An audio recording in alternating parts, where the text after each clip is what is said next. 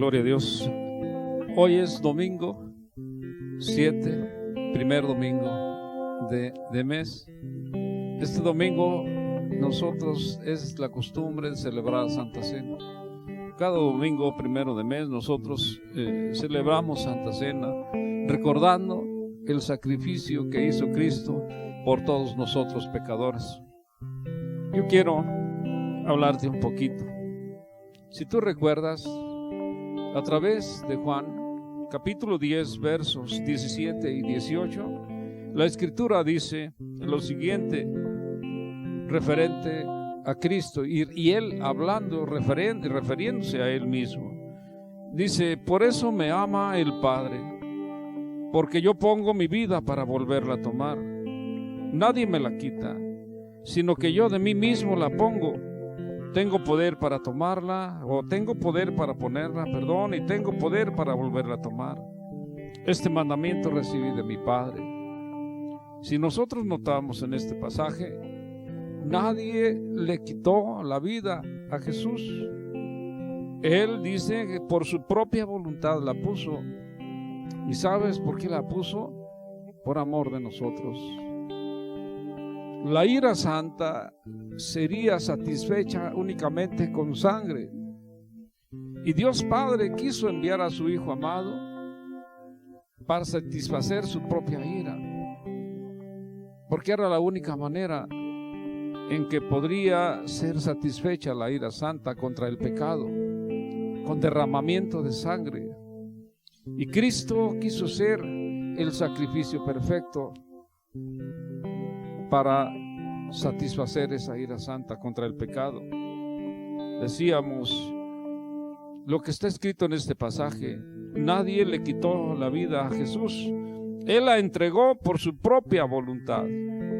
Jesús no fue una víctima, sino que de modo voluntario Él entregó su vida en completo acuerdo y sumisión al Padre.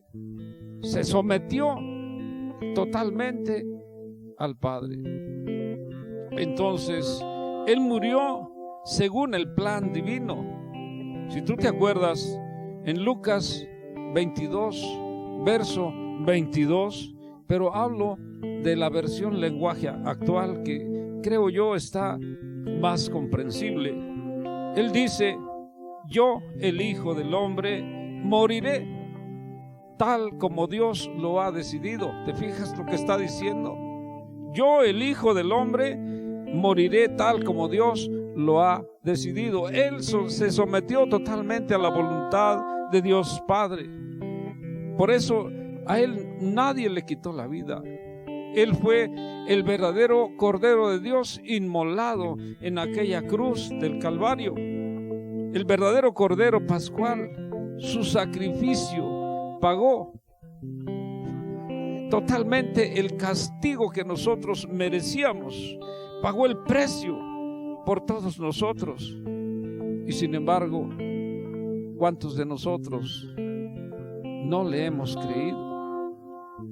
Él dice a través de Lucas 22:15, cuánto he deseado comer con ustedes esta Pascua antes que padezca. Oh Señor, qué palabras tan intensas, que tú quieres estar con nosotros, tú quieres cenar con nosotros también, tú quieres comer este cordero sacrificial. Qué palabras tan intensas, de veras. Ser el Cordero de Dios que quita el pecado del mundo, que pocas horas después de estar sentado a la mesa, comiendo ese cordero sacrificial inmolado, a convertirte en el Cordero de Dios que quita el pecado del mundo. Y Juan el Bautista lo afirmó en Juan 1:29, cuando Jesús llegaba a ser bautizado en aquel Jordán, y al verlo llegar Juan, él dijo, he aquí el Cordero de Dios que quita el pecado del mundo, y se estaba refiriendo a Jesús. Él murió para pagar nuestra deuda por el pecado.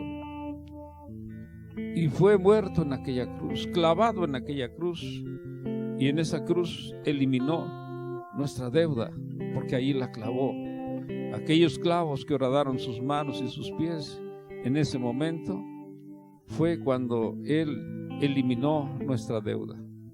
Yo te animo a que con toda devoción, si tú dices ser un verdadero hijo de Dios, participes en este tiempo, en esta cena, que tú puedas ponerte a cuentas con nuestro Dios, que tú, al abrir tu corazón y darle la bienvenida a Cristo, entonces en ese momento también Él pueda lavar con su sangre toda aquella rebeldía, aquel orgullo, aquel pecado que te puede estar separando de nuestro Dios. Seguiremos siendo pecadores toda la vida, porque nosotros, aunque ya somos redimidos, hay algo que no ha sido satisfecho. Y Pablo lo decía en su carta a los Romanos 7:18, que aunque ya somos los cristianos redimidos, vivimos en un cuerpo de carne no redimida, que es pecaminosa y que tenemos que llevarla a la cruz. Crucifica tu carne para que podamos tener esa relación perfecta con nuestro Dios. Recuerda, solamente hay que confesar nuestros pecados. Solamente en humildad decirle: Señor, sigo siendo pecador y deseo hoy ser lavado con tu sangre. Perdona mi maldad, perdona mi rebelión. Te necesito, Señor. Y eso es suficiente. Si tú lo dices con un corazón que se humilla, es suficiente para que Él pueda hacerlo.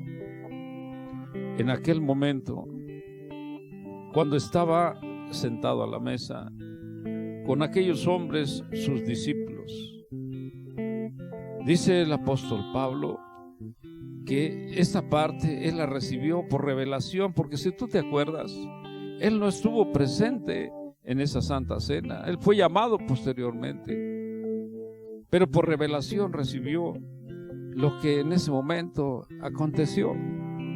Y dice que Jesús, al estar sentado a la mesa y habiendo dado gracias a nuestro Padre Celestial, tomó el pan en sus manos, lo partió y se los dio a sus discípulos, diciéndoles: este es mi cuerpo, que por vosotros es partido.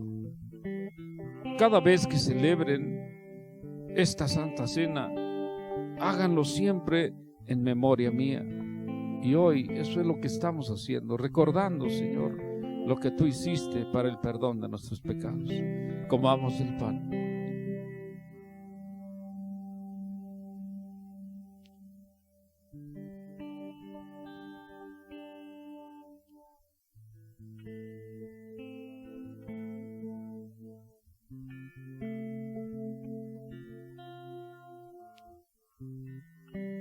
Asimismo, después de haber cenado, también tomó la copa en sus manos, levantando su rostro al cielo, nuevamente te dio gracias, Señor. Él sabía lo que en pocas horas iba a acontecer. Y al afirmar en esa copa les dijo: esto es mi sangre, sangre que será derramada por todos ustedes. Esta copa es mi nuevo pacto que yo celebro con ustedes y con todos los que han de creer en mí por la palabra de ustedes. Siempre que lo hagan, siempre que celebren esta Santa Cena, háganlo en memoria de mí. Bebamos de la copa.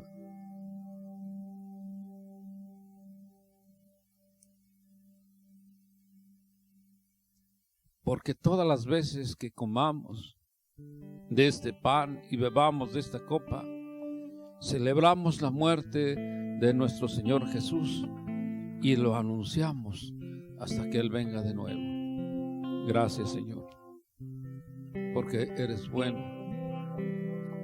Hoy, domingo, día del Señor.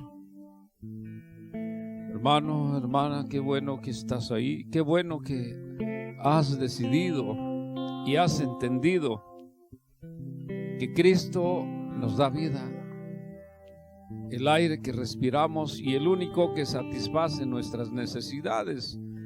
Así que, ¿por qué nos afanamos como Marta decíamos en otras ocasiones? ¿Por qué estamos afanados cuando lo único importante fue lo que hizo María? Sentarse a los pies de Cristo, escuchar lo que tenía que decir. ¿Por qué tú y yo no hacemos lo mismo? Sin embargo, nos afanamos buscando cosas que no nos dan vida. Jesús dijo: ¿por qué te afanas en buscar qué comer, qué beber o qué vestir? Busca el reino de Dios y todo lo demás te será añadido. Y eso es lo que hoy estamos haciendo, buscándote a ti, Señor, porque eso es lo más importante. Yo creo que ya tienes tu Biblia, nuestro manual de vida, donde Dios expresa su voluntad.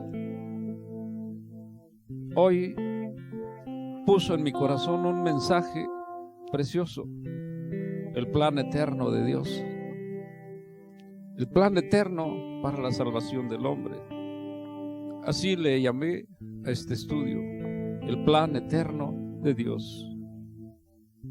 A través de Juan capítulo 17 versos 1 al 5, ahí nos manifiesta parte, y hoy vamos a estudiarlo, porque nosotros estudiamos, no leemos, estudiamos, en una relación con el Padre, con el Hijo y con el Espíritu Santo, para conocerlos y saber qué Él quiere, qué es lo que quiere, qué es lo que desea de nosotros. Vamos a darle lectura. Si ya la tienes por ahí, ya has abierto tu Biblia, encontraste el pasaje de Juan 17 versos del 1 al 5, la oración que hace, parte de la oración que hace Jesús por todos nosotros, y dice lo siguiente: estas cosas habló Jesús, y levantando los ojos al cielo, dijo: Padre, la hora ha llegado. Glorifica a tu Hijo, para que también tu Hijo te glorifique a ti. Como le has dado potestad sobre toda carne, para que dé vida eterna a todos los que le diste.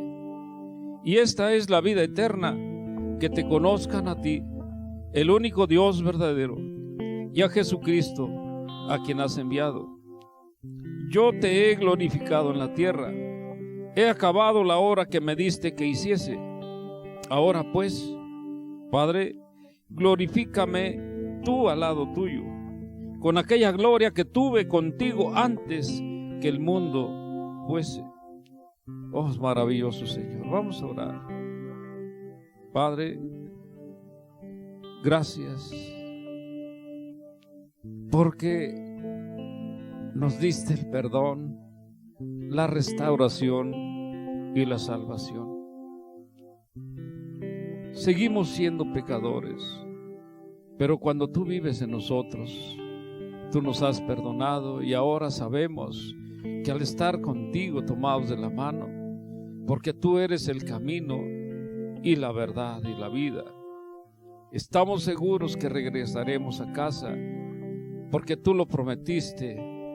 Yo voy al Padre y voy a prepararles un lugar para cada uno de ustedes, porque en la casa de mi Padre muchas moradas hay, y sé que ya tienes una para cada uno de nosotros cuando tú nos llames a tu presencia.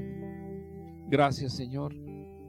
Ayúdanos a comprender este mensaje, el plan eterno de redención que tú, Señor, formulaste desde antes de todos los tiempos, desde antes que crearas el mismo mundo.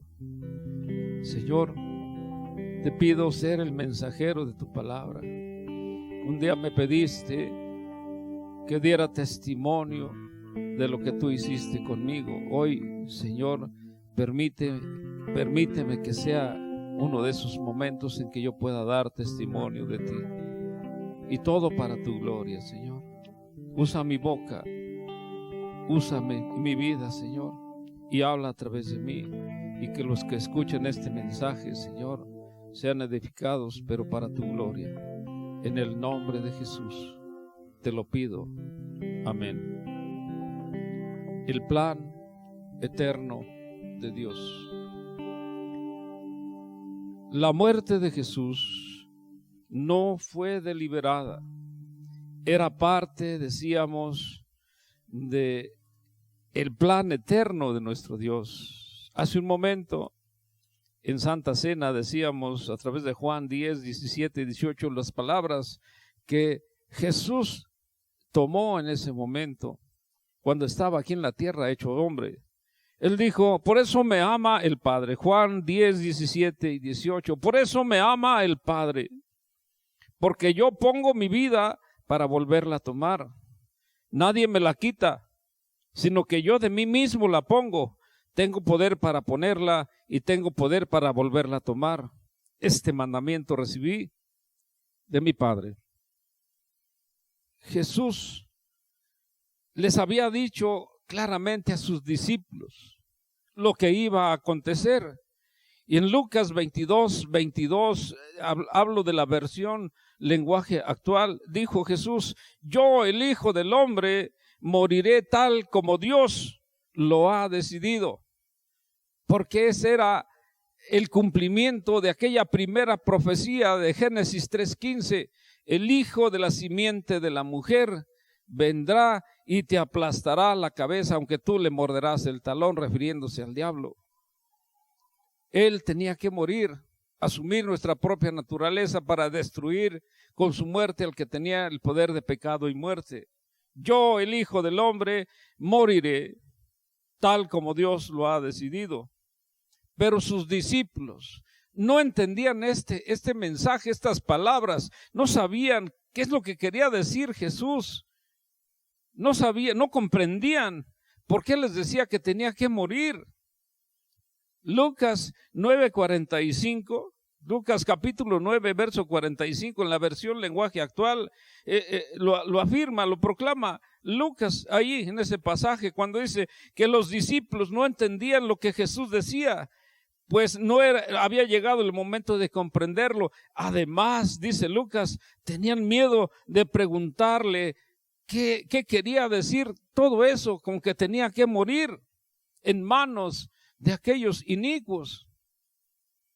Tenían miedo de preguntarle, pero ellos objetaban, refutaban o le contradecían lo poco que entendían. Y lo demuestra Pedro en el pasaje de Mateo capítulo 16, 21 al 23, cuando Jesús les dice, desde entonces, comenzó en el verso 21, capítulo 16 de Mateo, dice, desde entonces comenzó Jesús a declarar a sus discípulos que le era necesario ir a Jerusalén y padecer mucho de los ancianos, de los principales sacerdotes, de los escribas, y ser muerto y resucitar al tercer día. Eso les estaba diciendo Jesús. Entonces el valiente de Pedro, ¿qué le dice? Tomándolo aparte, sí lo llamó, quizás lo tomó de la mano y se lo llevó aparte a Jesús. Dice, tomándolo aparte, comenzó a reconvenirle diciendo, Señor, ten compasión de ti, en ninguna manera esto te puede acontecer, no te acontezca esto. Y mira lo que le responde Jesús. Pero Jesús, volviéndose a Pedro, le dijo, quítate delante de mí, Satanás, me eres tropiezo, porque no pones la mira en las cosas de Dios, sino en las cosas de los hombres. ¿Qué le estaba diciendo Jesús a Pedro? Le estaba diciendo, Pedro, estás hablando como Satanás. Estás hablando como Satanás, Pedro. Vete de mí, vete de mí. Tú no entiendes los planes de Dios y me estás pidiendo que yo les desobedezca. Eso es lo que le estaba diciendo. Satanás estaba ahí queriendo poner tropiezos a Jesús. Le dice, ¿qué le dice? Me estás me estás hablando que yo desobedezca los planes de Dios? ¿No entiendes que yo tengo que morir para que ustedes puedan ser perdonados y salvos, redimidos para poder regresar a casa? Pero ellos no entendieron sino hasta después de la resurrección todo lo que aconteció. ¿Por qué? Porque al fin ellos entendieron que la muerte de Jesús era necesaria porque Él fue el sustituto perfecto del pecado. Porque Él era el verdadero Cordero de Dios que quita el pecado. Y decíamos hace un momento en Santa Cena que Juan el Bautista lo declaró afirmando cuando vio llegar a Jesús acercándose para ser bautizado en aquel río Jordán por Juan el Bautista. Él dijo claramente, he aquí, Juan 1:29, he aquí el Cordero de Dios, el verdadero Cordero de Dios que quita el pecado del mundo. Y muchos siglos atrás, Isaías, en el capítulo 53 de su libro y verso 7, también ya lo había profetizado sobre Jesús, que Jesús sería el Cordero que sería llevado al matadero y que como oveja delante de sus trasquiladores iba a enmudecer, no iba a abrir ni siquiera su boca. Eso es lo que ya estaba diciendo y se cumplió, porque Jesús así fue. Ni siquiera abrió su boca para defenderse. Ellos no lo entendían, pero lo entendieron cuando Él resucita. Sí, Jesús sería el sustituto del Cordero, del pecado, el verdadero Cordero de Dios que quitaría el pecado. Mira, el apóstol Pablo en su carta a los Colosenses 1:20 dice, porque Jesús nos reconcilia a todos nosotros, los pecadores, todos nosotros que somos pecadores, con Dios por medio de la cruz. Y sigue diciendo Pablo en su carta 2 Corintios 5:21, porque el que no conoció pecado, Dios lo hizo pecado por nosotros para declararnos justos delante de Dios. Es decir, para declararnos inocentes del pecado que había en nosotros. ¿Te acuerdas que cuando aquella primera pareja fue desobediente, Dios los echó de su presencia? Los sacó del huerto del Edén, no los quiso tener ahí y les cerró las puertas y puso querubines y una espada de fuego para prohibirles el acceso. Así, cuando nosotros no tenemos a Cristo, Él está lejos de nosotros. No quiere saber nada de nosotros. Pero cuando venimos a Él y renovamos a través de una sencilla oración de fe diciéndole, Señor, te abro mi corazón, entra en mi vida, yo creo en ti, creo que eres el Cordero de Dios, y que en ese momento viene a darnos el privilegio de ser llamados hijos de Dios. Porque el que no conoció pecado, por nosotros Dios lo hizo pecado para declararnos inocentes delante de Él, perdonados, salvados, redimidos. Y ahora con un compromiso mayor tenemos que caminar como Él quiere, siendo obedientes a Él. Eso es lo que Él desea de nosotros. Solo entonces los discípulos se dieron cuenta que su muerte había sido todo el tiempo el eje del plan divino. La muerte de Cristo había sido compartida entre el Padre y el Hijo, y voluntariamente el Hijo se entregó siendo obediente a nuestro Dios. Siendo obediente a nuestro Dios, el sustituto perfecto por el pecado.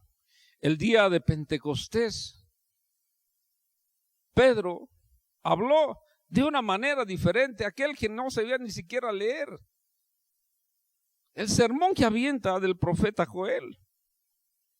Aquel que no sabía ni leer el día de Pentecostés, Pedro anunció a través del libro de los Hechos, dice capítulo 2, verso 23, y hablo de la Nueva Traducción Viviente, que Dios sabía lo que iba a suceder. ¿Qué te estoy diciendo? Dios ya sabía lo que iba a acontecer porque se estaba llevando a cabo su plan eterno de redención para el pecador. Dios ya sabía lo que iba a suceder. Su plan se estaba llevando a cabo cuando Jesús fue traicionado. Con la ayuda de gentiles, sin ley, dice Pedro. Ustedes, cuando aquella turba se presentó y que muchos creyeron, dice, ustedes con la ayuda de gentiles sin ley clavaron en la cruz y lo mataron a Cristo Jesús. Y luego sigue diciendo en la versión lenguaje actual, Hechos 4, 27 y 28, es verdad que se unieron Herodes Antipas, Poncio Pilato, el pueblo romano y el pueblo de Israel. ¿Qué dice en el capítulo 2, verso 23? Que con la ayuda de gentiles sin ley se unieron y clavaron en la cruz a Cristo y lo mataron. Es verdad, dice en Hechos 4, 27 y 28, que se unieron Herodes Antipas, Poncio Pilato, el pueblo romano y el pueblo israelita para matar a Jesús, a quien tú, Señor, elegiste para que fuera nuestro rey. Y sin embargo, ellos estaban haciendo lo que tú querías, Señor, lo que tú habías decidido en aquel plan eterno de salvación. Porque desde el principio tú querías eso, redimirnos a todos, aquel remanente que tú ya habías escogido desde antes de la fundación del mundo. Desde antes de la fundación del mundo, tú ya nos habías escogido. ¿Y sabes? Los profetas en el Antiguo Testamento,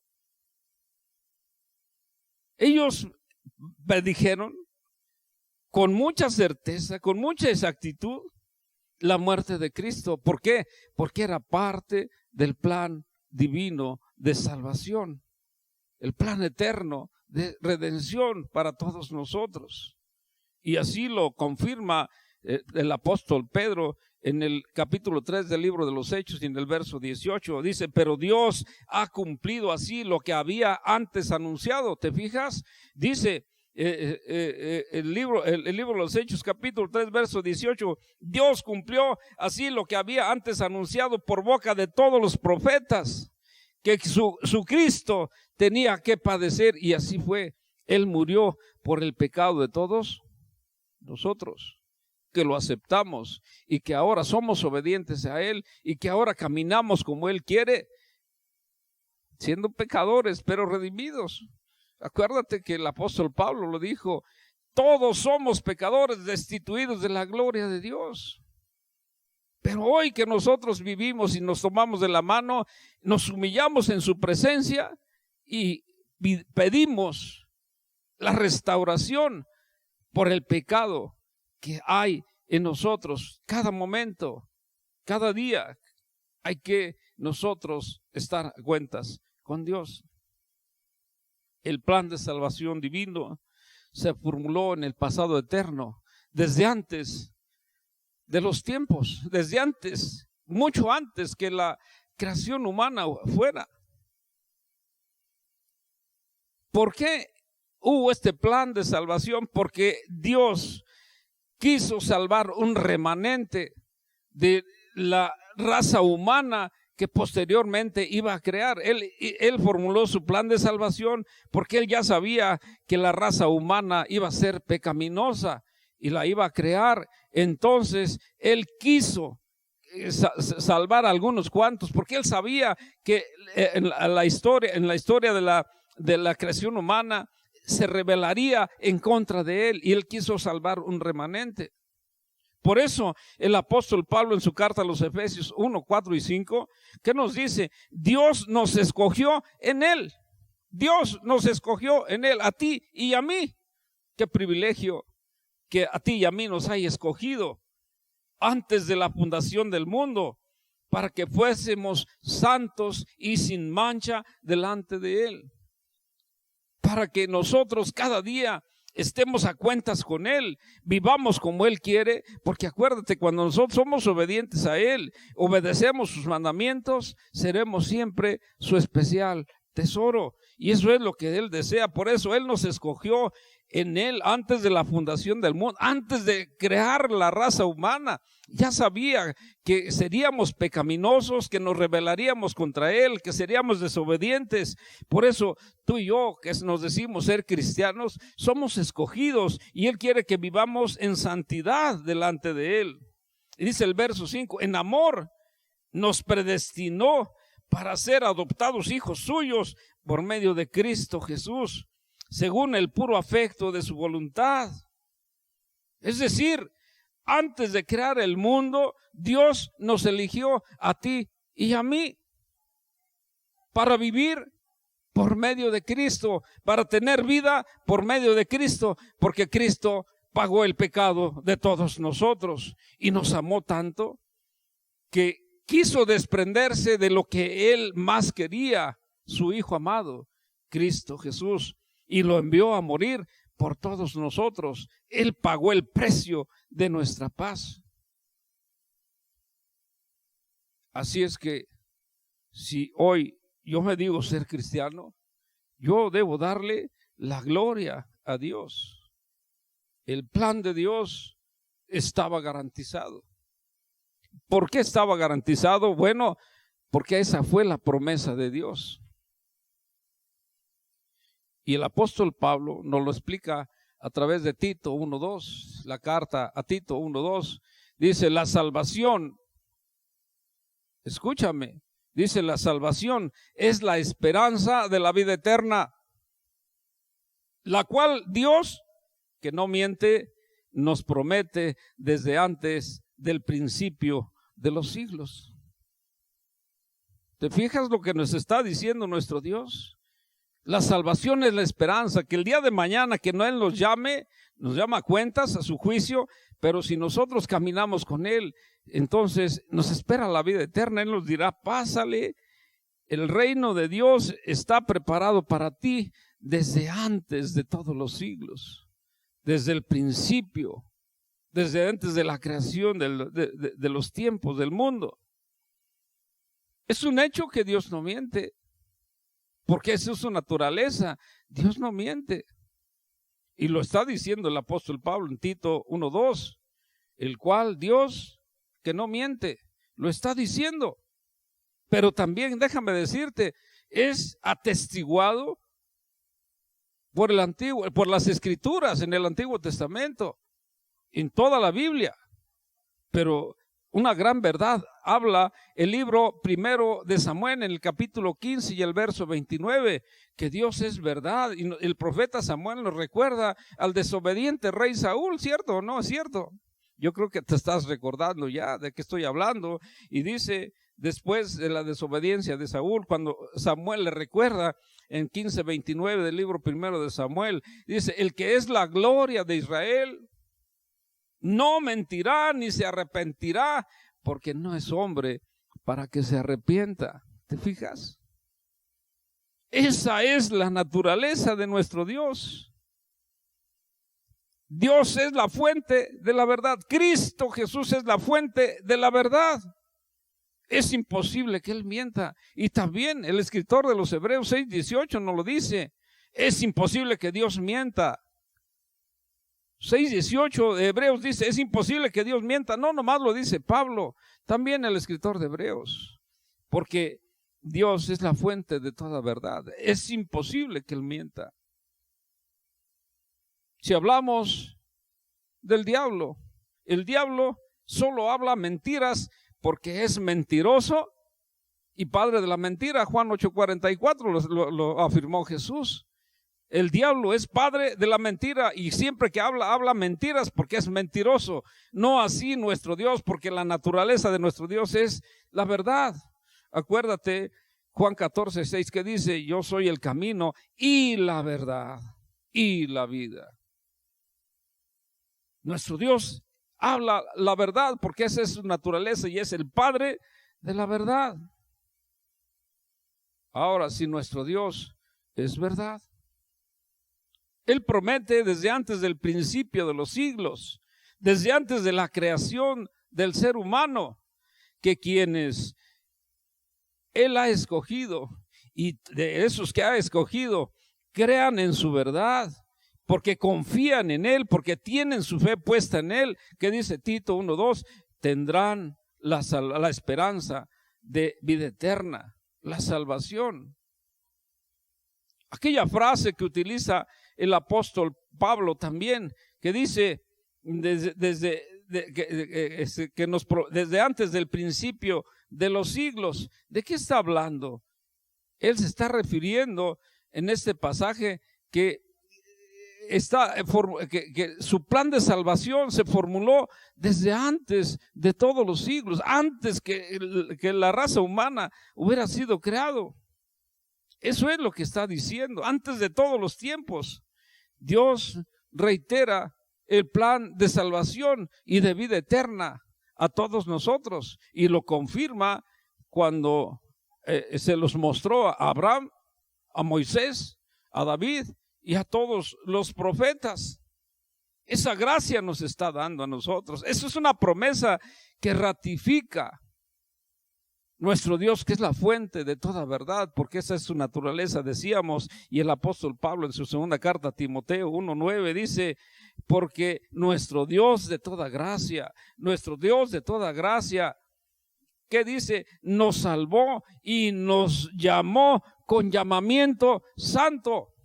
Tú y yo, eso es lo que nos está hablando a todos nosotros. La gracia de Dios está en nuestras vidas, que nos llama con llamamiento santo en Cristo Jesús antes de todos los tiempos de los siglos. Así lo afirma el apóstol Pablo en su carta 1:9 de 2 Timoteo.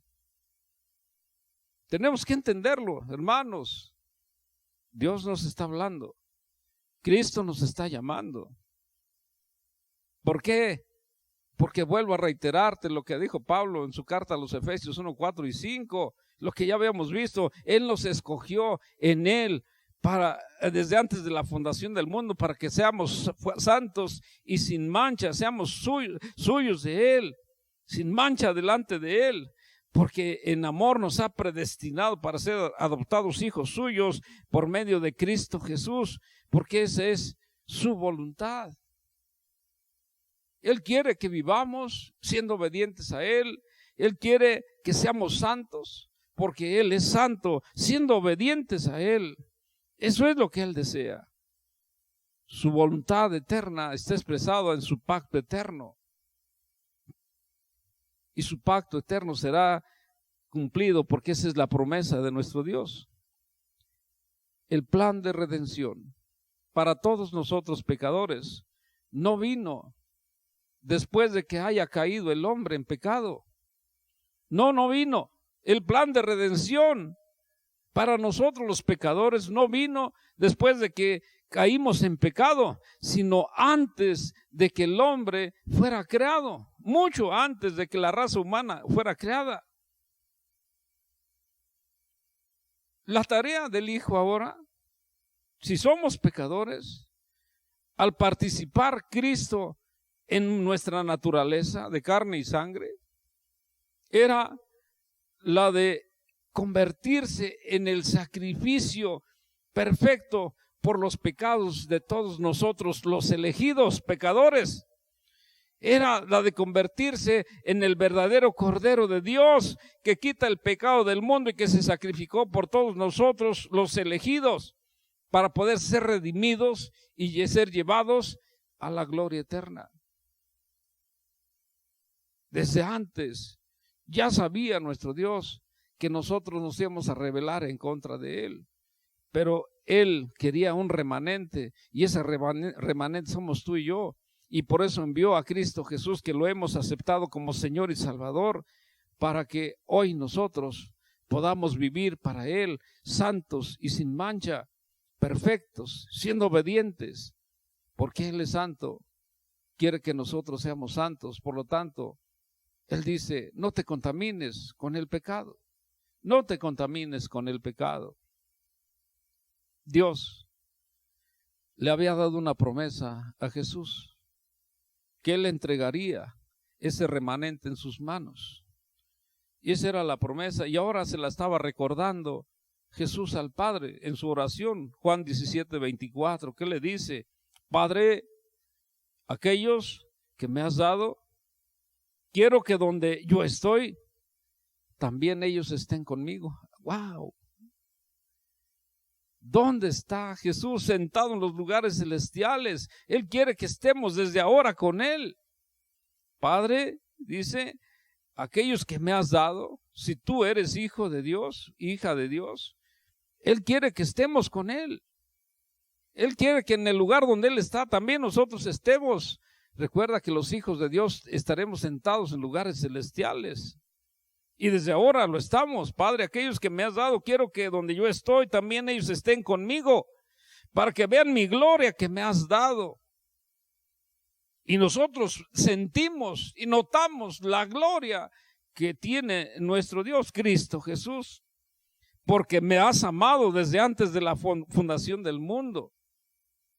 Eso es lo que Él desea. Pero también hay una promesa en el capítulo 6, los versos 37 y 40 nada más de Juan, cuando dice: porque todo lo que el Padre me da, vendrá a mí. Todo lo que el Padre me da, vendrá a mí. Y al que a mí viene, no lo echo fuera. Y esta es la voluntad del que me ha enviado, que todo aquel que ve al Hijo y cree en Él, tenga vida eterna, y yo lo resucitaré en el día postrero. Todos los que vamos a Cristo Jesús no somos rechazados. Por eso tú renueva tu fe en Cristo cada día. Pídele perdón por lo que hay, por la maldad que hay en tu corazón, por todo aquello que aborrece Cristo y que tú hayas hecho. Todos lo sabemos. Hay que pedirle perdón, ponernos a cuentas con Él para alcanzar siempre esa restauración que necesitamos de Él. Los pecadores, quiero decirte, nosotros pecadores no nos salvamos porque seamos dignos de salvación. No nos salvamos o porque seamos sabios para escogerla. Nosotros no nos salvamos porque somos dignos. ¿Quién puede ser digno? El único digno es Cristo Jesús, que entregó su vida por propia voluntad y que quiso estar en esa cruz ocupando tu lugar y el mío para darnos la restauración. Y eso es lo que Él quiere. Ahora, los pecadores no nos salvamos porque seamos dignos de salvación o porque seamos sabios para escogerla. ¿Quién puede serlo? Sin embargo, es el amor del Padre que nos lleva al Hijo. Y el Hijo nos recibe cuando abrimos nuestro corazón a Él. No porque lo busquemos o lo merezcamos. ¿Quién merece ser salvo? Nadie, si todos nos somos delincuentes delante de Él. Pero ahora, cuando Cristo vive en nosotros, hemos sido redimidos, perdonados, liberados, lavados con la sangre de Cristo. Nadie merece. No, ¿quién lo puede buscar? Yo te pregunto, antes de que vinieras a Cristo, ¿lo buscabas? Porque no sabemos cómo buscarlo. Entonces nosotros pecadores recibimos la salvación porque Cristo nos ama, porque Cristo quiere que nosotros, al sacrificarse Él, recibamos la restauración por amor a Él. Por amor al Padre nos lleva al Hijo. A nosotros pecadores el Padre nos lleva al Hijo y el Hijo nos recibe. En respuesta al amor al Padre, el Hijo nos recibe. Y nos recibe porque está feliz de recibir el presente que el Padre le había prometido y que le había preparado desde el principio de los tiempos, desde antes de la creación humana. Y antes de eso, está feliz porque Él entregaría su vida para el perdón de nuestros pecados, para nuestra salvación. Y el apóstol Pablo lo ratifica. Es decir, nos habla de esta salvación gloriosa en Romanos 8, 29 y 30, cuando nos dice: porque a los que antes conoció, también los predestinó, para que fuésemos hechos conforme a su imagen, a la imagen del Hijo, para que Él sea el primogénito entre muchos hermanos. Y a los que predestinó, a estos también llamó, y a los que llamó, a estos también justificó, y a los que justificó, a estos también glorificó. La cruz de Cristo mostró la gloria de Dios como ningún otro evento en la historia, y reveló toda su santidad, su rectitud y su justicia al requerir la sangre preciosa de Cristo Jesús, ofrecida en sacrificio como un cordero sin mancha y sin contaminación por la ira santa en contra del pecado.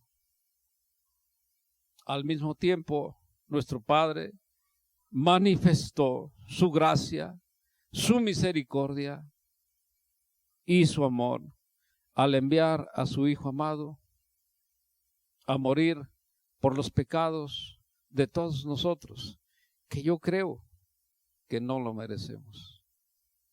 Pero sin embargo, es su amor, es su gracia, es su misericordia.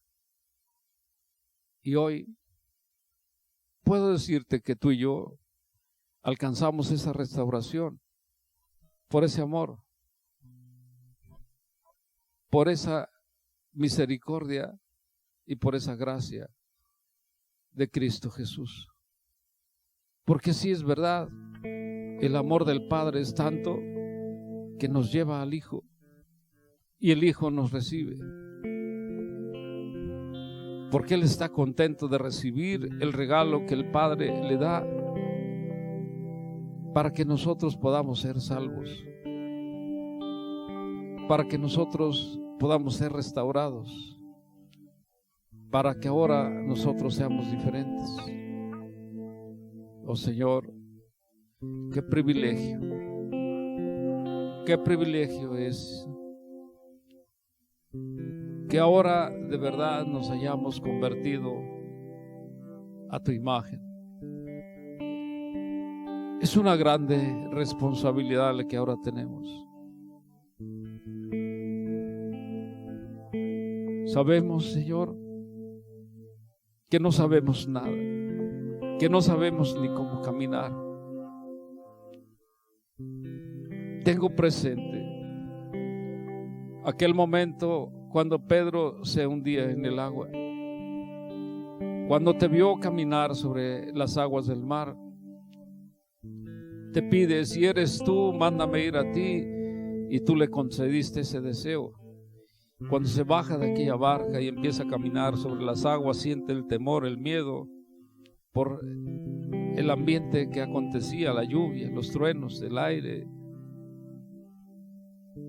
Se hundió en el agua y él clamó a ti y te dijo, Señor, sálvame. Y cuando llegaste a él, al hablarle le dijiste, hombre de poca fe, ¿por qué has dudado? Y cuando él te negó 3 veces, y en la última vez con palabras que no están escritas en la Biblia, pero que dicen que fueron palabras diferentes. Cuando tú resucitaste y lo llamaste, le dijiste en 3 ocasiones, no por su nombre, sino por su nombre original, diciéndole, Simón, hijo de Jonás, ¿me amas más que estos? Y la 3ª ocasión te dio la respuesta, llorando. Y él dice, Señor, tú lo sabes todo, tú sabes que te amo. Y en las 3 ocasiones le dijiste, pastorea mis ovejas, pastorea mis corderos. Señor, esa es la encomienda que nos has dado. Vivimos en un mundo caído, lleno de tinieblas, de oscuridad, y debemos alumbrar esas tinieblas de este mundo caído, Señor. Te pido, Padre, que nos des sabiduría,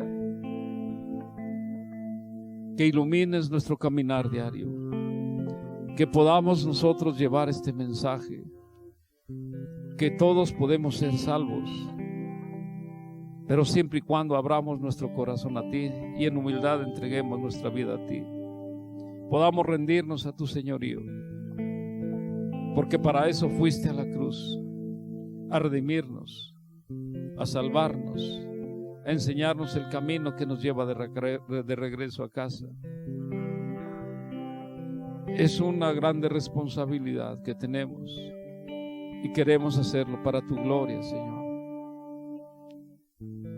Padre, es verdad que nos hemos rebelado en contra tuya. No hemos querido hacer tu voluntad. Somos desobedientes y seguiremos siendo desobedientes. Quizás si hoy estuvieras aquí, también estaríamos gritando, crucifícale. Y quizás seríamos nosotros aquellos que tendríamos el clavo y el martillo para clavar tus manos y tus pies, o la lanza para abrir tu costado. Pero hoy ya no, Señor. Hoy no tengo idea, ni puedo decir que sufriste por el castigo de todos nosotros. Quiero pedirte perdón a nombre mío y a nombre de todos mis hermanos y del mundo, porque lo que acontece allá afuera es por nuestra maldad, porque el corazón del hombre está corrompido, porque el corazón del hombre está lejos de ti, Señor, cuando nos debemos a ti, Señor. Perdónanos, Padre, perdónanos. Está muriendo mucha gente, Señor. Solo tú puedes parar todo esto. Dile a tu ángel que guarde ya la espada, Señor, y que se acabe esta pesadilla que estamos viviendo, porque, Señor, sentimos en nuestro corazón todo esto. Nos duele, Señor, que la gente esté muriendo, el dolor que vemos reflejado en los rostros, en los corazones, Señor. Tú viniste a darnos vida, que se cumpla, Señor. Viniste a darnos vida y vida en abundancia, que se cumpla, Señor. Solo tú lo puedes hacer. Tú eres el dador de vida, que nos da el aire, que satisface las necesidades de cada uno de nosotros, Señor. Acaba ya con esto. El juez justo, yo creo que tendrá ese amor, esa gracia y esa misericordia por todos nosotros, y pararás ya todo esto, Señor. Solo tú lo puedes hacer, nadie más, Señor, ni las vacunas, ni nada de eso, Señor. Tú eres el que lo puedes hacer, como cuando David se arrepintió. Tú le dijiste al ángel, guarda tu espada. Tú puedes parar ya todo esto, Señor. Mucha gente ha muerto ya, Señor, por favor, te lo pido. Pero hoy, Señor, renuevo mi fe. Y pido a mis hermanos que estén viendo este mensaje, que renueven también su fe en Cristo Jesús. Padre, hoy quiero que todos mis hermanos y yo podamos repetir esta oración de fe. Decirte que te amamos, que te abrimos nuestro corazón a ti, que te damos la bienvenida, que creemos en ti, porque tú eres el Hijo de Dios, Cristo Jesús, el Mesías, que se sacrificó por todos nosotros en aquella cruz, y que pagaste la deuda eliminándola de nosotros, clavándola en la cruz. Nos diste el perdón, la restauración, nos lavaste con tu sangre y ahora te pertenecemos. Gracias, Señor. Gracias, Jesús. No tenemos más que decir. Ayúdanos a que nosotros seamos el templo del Dios viviente, que podamos ser el santuario donde tú puedas habitar, Señor. Gracias te doy, Padre, y sé que tú has escuchado esta oración.